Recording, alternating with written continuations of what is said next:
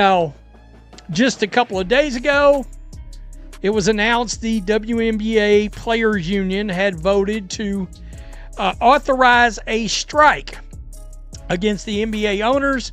I just say NBA owners because every team is owned by an NBA owner except for two.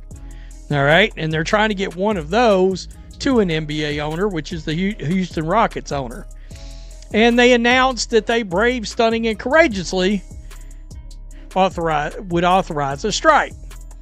The WNBA Players Association just authorized a strike against the league, and the reaction from sports fans: absolute disbelief. Because here's what makes this different from every other labor dispute you've seen. The WNBA has never turned a profit in its 27-year history. Every team, except two, is owned by NBA franchises who've been subsidizing losses for nearly 3 decades. And now, with the league finally gaining momentum thanks to one player's impact, the union just threatened to walk away from a deal that would increase maximum salaries from $250,000 to nearly $2 million. That's an 800% raise, and they are saying no. Thursday morning, because David Sampson, who's a really, really freaking smart sports business guy, came out and said, the NBA is going to draw the line on revenue sharing, and they will draw the line to the point of shutting the WNBA's doors down. They are not going to give the revenue sharing that the WNBA players want, and the women will compromise. And so I had a theory when I made that video that they did this to publicly save face before they... David Sampson knows how owners think. He's the former president of the Miami Marlins, and he doesn't mince words about labor negotiations. When he says the NBA will draw a line on revenue sharing and shut the WNBA down before crossing it, that's not speculation. That's someone who's sat in those rooms, telling you exactly what's about to happen. The players want 50/50 revenue sharing, like NBA players get. The owners are offering significant salary increases, but refusing to share revenue from a league that loses money every single season. One side is operating in financial reality, the other is operating on principle. And principals don't pay mortgages when your league folds. Call it $250. So you mean to tell me y'all are not going to sign a deal where you get, let's call it a 7.5 to 8 times raise? You're not signing a deal with a 7 times salary increase. Let's just call it 7 times. Are you absurd? I mean, that's a great way for these players to lose the support of fans. By the way, they're losing the support of fans. Because the biggest complaint all these years is they didn't get... To look at those social media reactions. These aren't trolls or haters. These are people who've been watching the WNBA, who've been supporting the growth, who actually care about the product, and they are calling the players clowns. They are saying the leadership is embarrassing. They are pointing out that players with ownership stakes in other leagues might actually benefit if the WNBA collapses. That's not coming from a place of misogyny or disrespect. That's coming from fans who watched this league struggle for 27 years, who finally saw it gain traction in 2024, and now they are watching the players threaten to destroy all that momentum over a revenue-sharing demand that makes zero business sense. The current CBA expires in October 2025. The new offer from owners includes raising the salary cap from $1.46 million per team to over $3 million by the end of the deal. The maximum individual salary would jump from $249,000 to $1,900,000. Minimum salaries would more than double. And the players' union's response? Authorize a strike because they want a cut of revenue that doesn't exist. This is not going to end well. The entire leadership is made up of players who have ownership stakes in other leagues. And it's beneficial for them to kill the WNBA. When are the rest of the players going to boot them out of their roles? Embarrassing as F. I still don't get it. I still don't get it. How that could be happening. I will stop watching the WNBA cold turkey like how I left my first wife. Don't mess this up. They definitely have the wrong players representing the players. And I don't understand why none of that's... There's things that go on to this in this league that would never, ever, a million times... Here's what fans understand that the Players Association seems to miss. You can't revenue share losses. The NBA's 50-50th split works because the NBA generates $11 billion in annual revenue and turns massive profits. The players get half of something substantial. The WNBA generates roughly $200 million in revenue and loses an estimated $10 to $40 million per year, depending on which estimates you believe. NBA owners have been covering those losses out of their own pockets since 1997. So, when players demand the same revenue-sharing structure as a league that's 40 times larger and actually profitable, it's not brave or stunning, it's financially illiterate, and the timing couldn't be worse. The 2024 season saw record attendance and viewership, driven almost entirely by Caitlin Clark's rookie campaign. The Indiana Fever went from averaging 4,000 fans per game to selling out arenas. National TV ratings tripled for games she played in. Merchandise sales exploded. For the first time in the league's history, there was genuine mainstream momentum. Corporate sponsors were paying attention. Expansion talks were serious. And right at this moment of maximum leverage and opportunity, the Players Association decides to threaten a work stoppage. Easy. Yawn. The small interest I have to watch will be gone if they strike. Would anyone notice? A lot of people, they are getting clowned. They are actually getting clowned. They have a professional women's basketball league. When did that begin? The fan base is still not invested enough to sustain the league if they strike. No. I mean, it's crazy. The WNBA has never turned a profit for 30 years, meaning the NBA and more so the... That comparison to the 5 feet 8 inches YouTuber isn't just trolling, that's referencing a real event that went viral. When casual fans watch a WNBA All-Star struggle against an amateur content creator, and then see those same players demanding NBA-level compensation, the disconnect becomes impossible to ignore.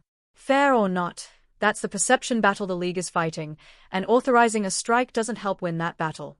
It reinforces every negative stereotype about the league being entitled rather than earning its way to financial stability. The Players Association is led by Nneka Agwuemike, who's been vocal about compensation equality. But equality in what sense? The NBA generates $45 in revenue per viewer, while the WNBA generates about $3 per viewer.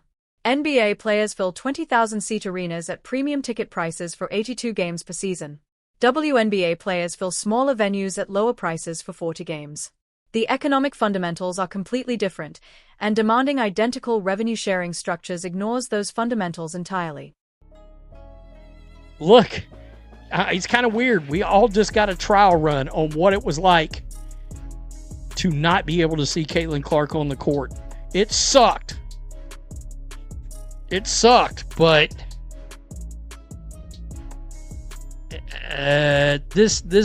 these players haven't done enough as of yet. They haven't. I mean, it's crazy. They just saved the owners money. Go ahead and strike and do a clean out. Play with your rookie contracts and ask anyone overseas if they want to play and anyone else who wants to play. Just clean house. You know. And here's the nuclear option. Nobody's talking about replacement players. The rookies are under contract. They can't strike. So, you'd have Caitlin Clark, Angel Reese, Cameron Brink when she returns from her ACL tear, and every other player on a rookie deal still playing. Then the owners could sign international players from European leagues, who would jump at the chance to play in America for six-figure salaries. The EuroLeague women are full of talented players making $30,000 to $60,000 per season overseas. You think they'd honor a WNBA strike? They'd be on planes within 48 hours. The Players Association might be betting that the NBA owners won't let the league fold because of optics and political pressure, but that's a dangerous bet. These are business people who've built billion-dollar franchises by making hard financial decisions. They've weathered lockouts before. They've moved teams, fired coaches, traded superstars, all in service of the bottom line. The idea that they'll cave to pressure and agree to share revenue from a money-losing operation because it's the right thing to do, that's not how this works. Yikes. Man, so tired of the women fatigue. It's crazy. It is crazy. This is an opportunity for the owners and stakeholders of the WNBA to reboot the league. You will get tons of international fans. Will anyone actually notice or care? Seriously, if the league folds, would anybody really miss it? And I can tell you, as soon as I drop one of these videos, I get a ton of these comments.